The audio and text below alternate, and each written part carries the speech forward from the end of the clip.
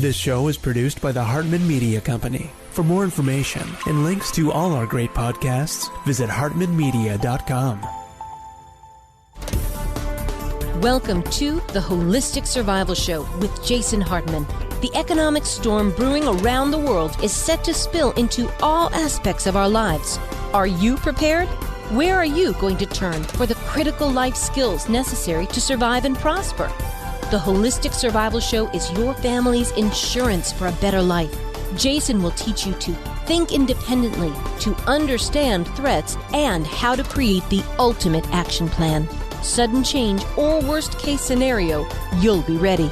Welcome to Holistic Survival, your key resource for protecting the people, places, and profits you care about in uncertain times. Ladies and gentlemen, your host, Jason Hartman.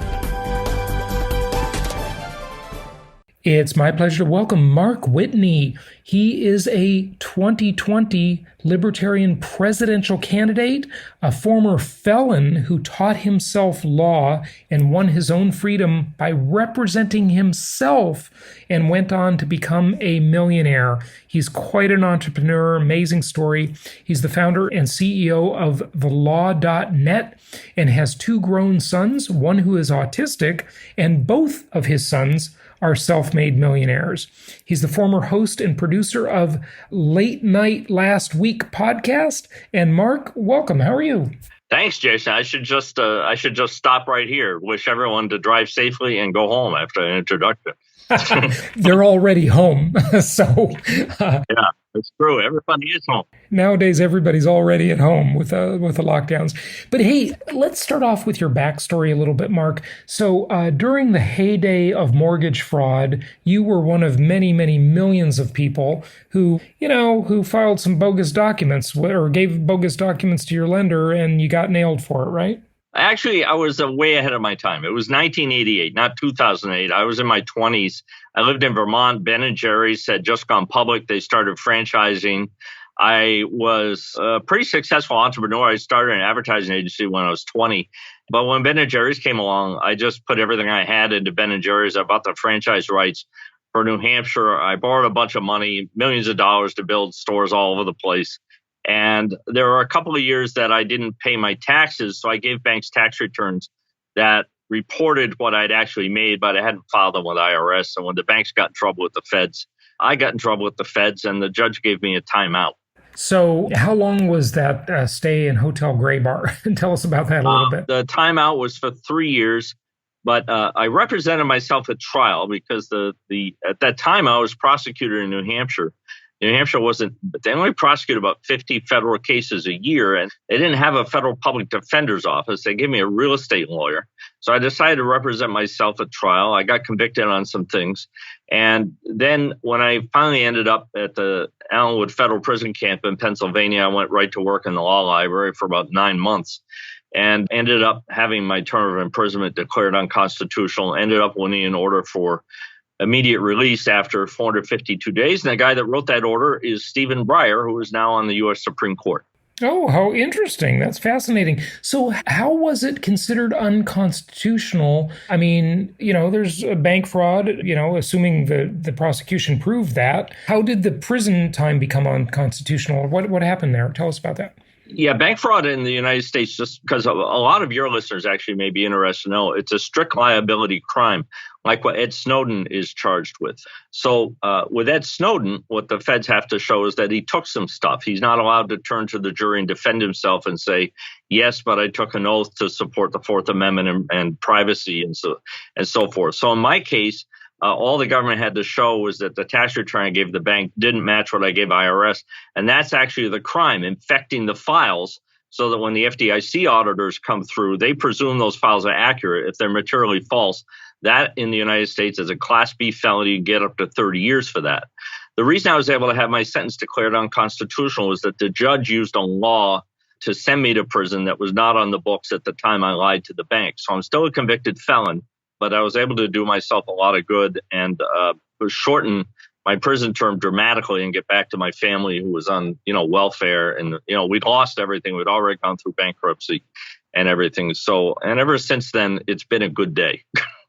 I'll tell you something. I've done some shows about it, interviewed some people. I had the founder of Families for Mandatory Minimums or Families Against Mandatory Minimums. Sorry, I should FAM on the show. I donated some money to them. And you know what? Listen, I'm a law and order guy, okay? But number one, there are so many laws that everybody is ignorant of a zillion laws because there's just too many. Nobody can possibly know them, number one.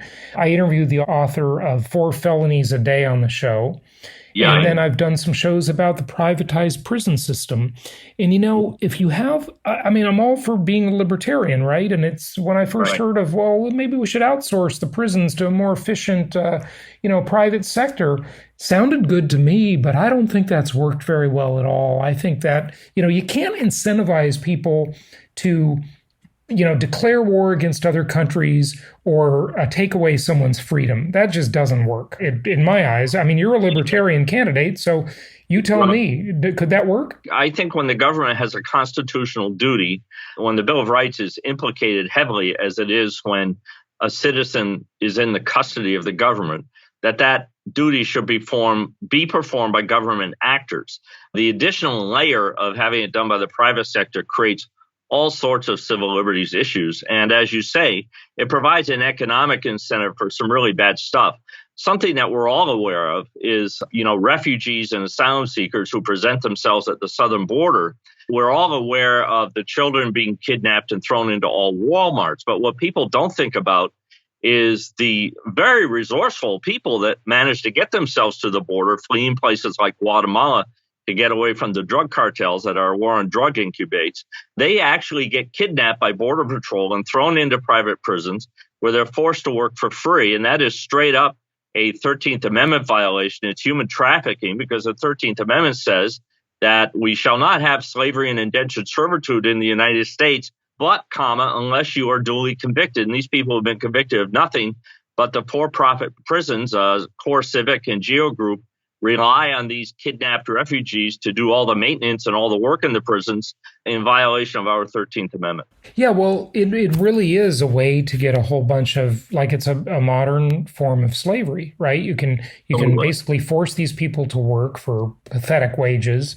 There's just too much incentive to have a large portion of the population incarcerated. It's just the incentives are all messed up now, sadly. Right. So, okay, well, hey, let's move on and let's talk about some other things. You ran for president for 4 months, and then the pandemic hit, and as you say, the trail went out of the campaign. So took the trail out of campaign trail, made it kind of tough. I think it was Shakespeare said, all the world's a stage, but today, all the world is a screen. And if you're doing anything that involves a stage, I was running from behind. And if you have 10 campaign arrows in your quiver and a virus comes along and takes away 9, leaving you only with Zoom, that even Joe Biden is having a hard time getting traction right now. And politics has been suspended. They haven't announced it officially. But as a practical matter, that's really what's happened. Yeah, it's going to be interesting to see if the election's postponed. That might be, I don't know, is that going to be the first time in our history?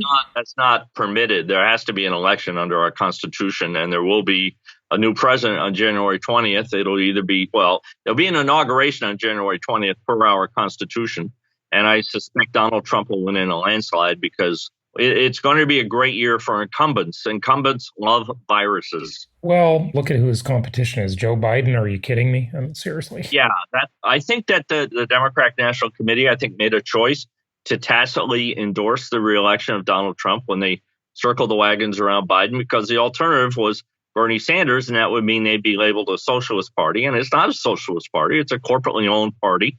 It's owned by Wall Street. We all know that, just like the Republican National Committee is.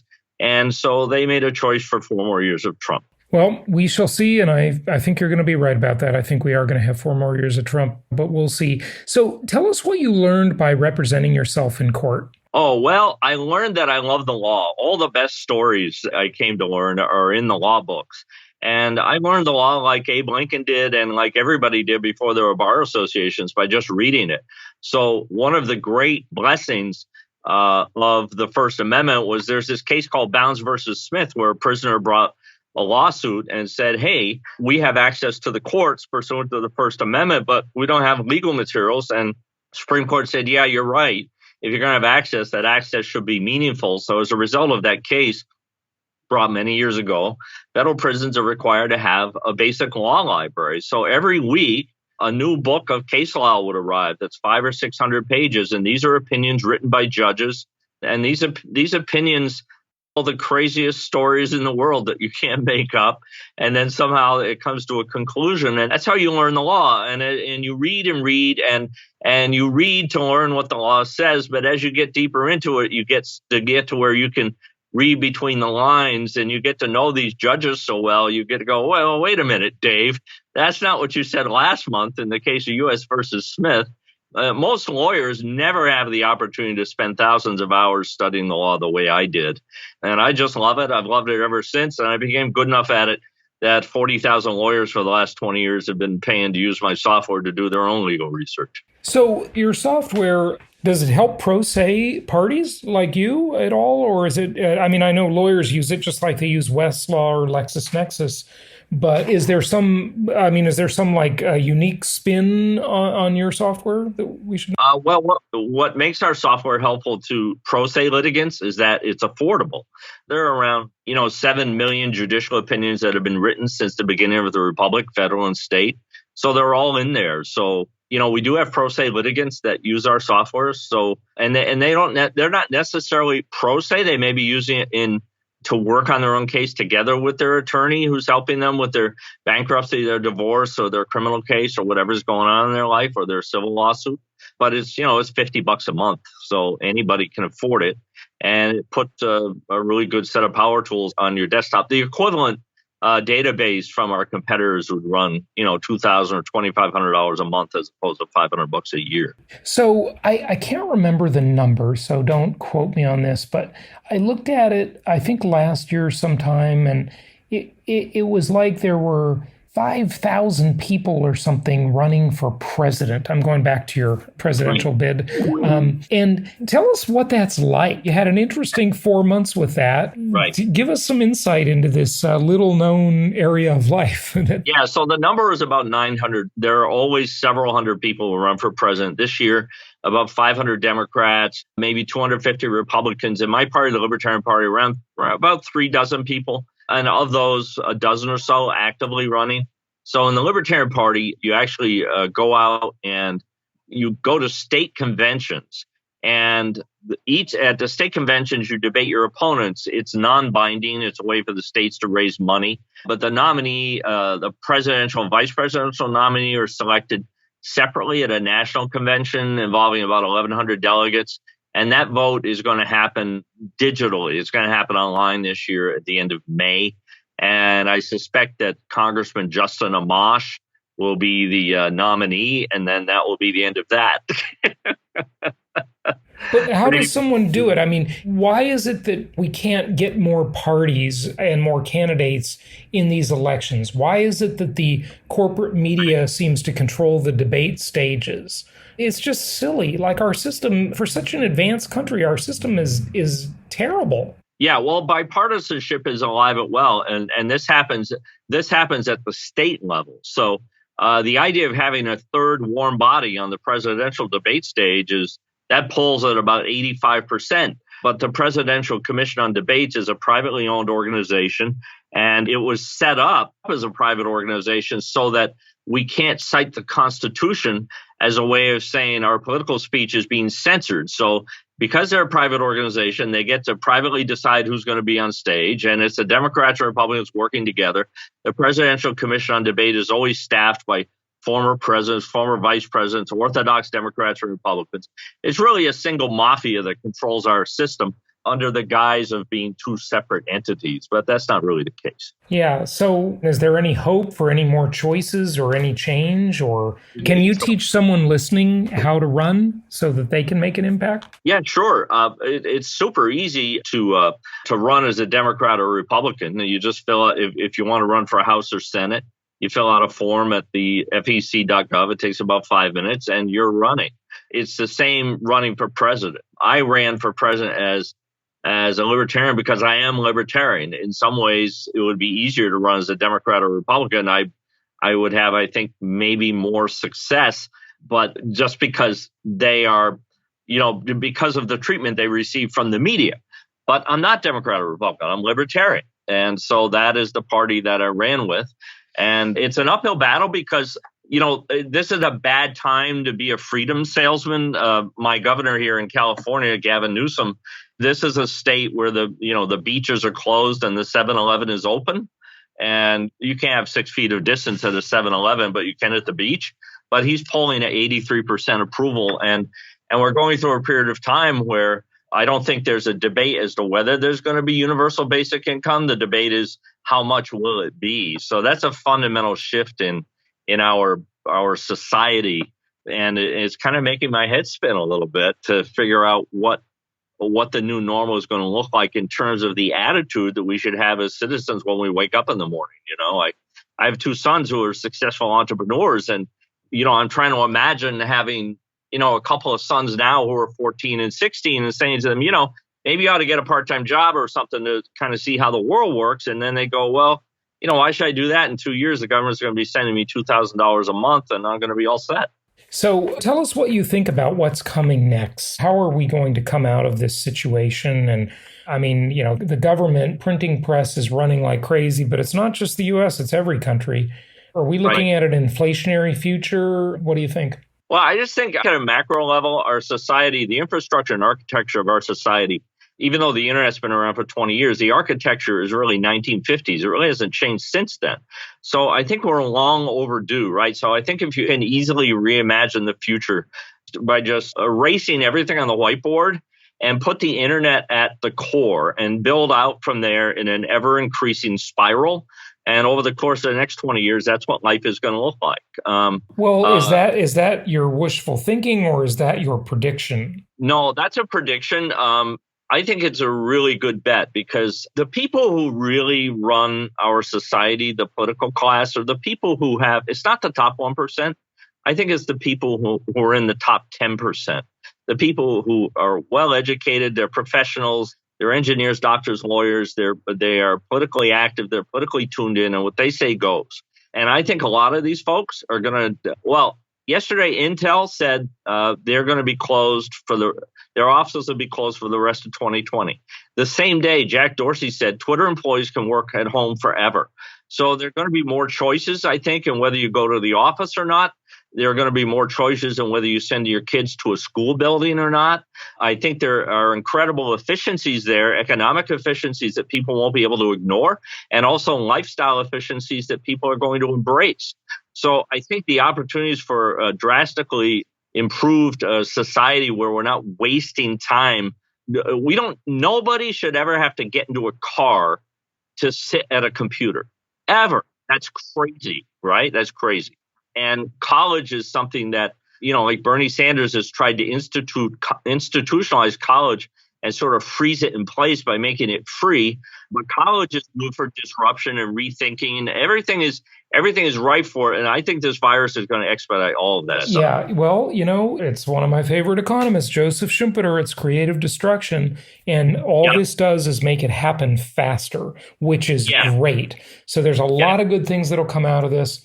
I think the housing market, the home is going to become the center of the universe. Office space and, obviously retail is just going to continue tanking. And so those types of properties are in pretty bad shape. Another question is, how are we going to interact as people? What's going to happen to social life? And, if everybody's at home sitting on a computer, I mean, that's already like bad enough.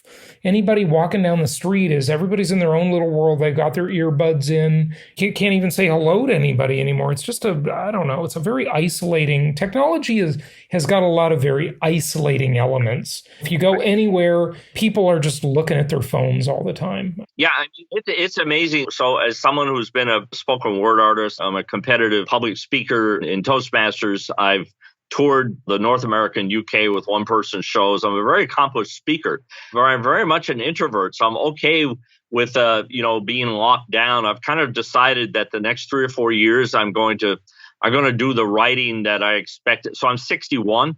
So I expected to spend my 70s writing, but the quiet really invites writing. So I've decided to sort of shift those priorities and sort of spend the next 3 or 4 years doing a lot of writing projects that, taking stock of my creative life, my entrepreneurial life, trying to pay attention to what's going on. And like you say, I think nobody knows how this is going to land. It all depends on how anxious people are. And I don't think it has anything to do with government. I think the government could say everything's open tomorrow and airline traffic would still be 75% down. No one would go to Disney. No one would go to restaurants. And I don't know how long that will take to play out. And there is going to be, I believe, a movement among the political class to pandemic-proof everything. So in anticipation of the next pandemic, and I don't know what that's going to look like from a civil liberties standpoint in particular. I can easily imagine a scenario where government testers are knocking on the door, giving us permission about whether we can go outside or not, and people cheering for that. And that makes me sad. Yeah, it's pretty weird. I mean, the First Amendment says we have the right to peaceably assemble, but you can't do that today.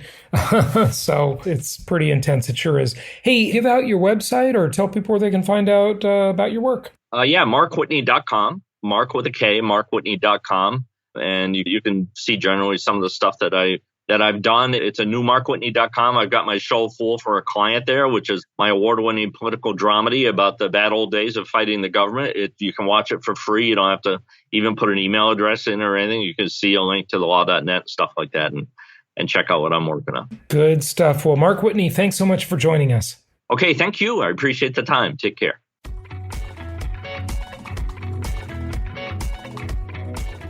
Thank you so much for listening. Please be sure to subscribe so that you don't miss any episodes. Be sure to check out the show's specific website and our general website, hartmanmedia.com, for appropriate disclaimers and terms of service. Remember that guest opinions are their own, and if you require specific legal or tax advice or advice in any other specialized area, please consult an appropriate professional. And we also very much appreciate you reviewing the show. Please go to iTunes or Stitcher Radio or whatever platform you're using and write a review for the show. We would very much appreciate that. And be sure to make it official and subscribe so you do not miss any episodes. We look forward to seeing you on the next episode.